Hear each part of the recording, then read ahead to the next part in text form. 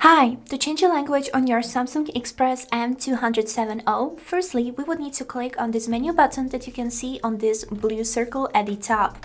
Then, on this list of the settings, we would need to scroll with the help of these arrows to find a setting which is named System Setup. After you have found it, click on this center button which is saying OK. Here, we would need to find the setting named Machine Setup and also click OK. Here we can see the language, but if you didn't find it, you can also try to list with the help of these arrows. But now let's go back to the language and click OK.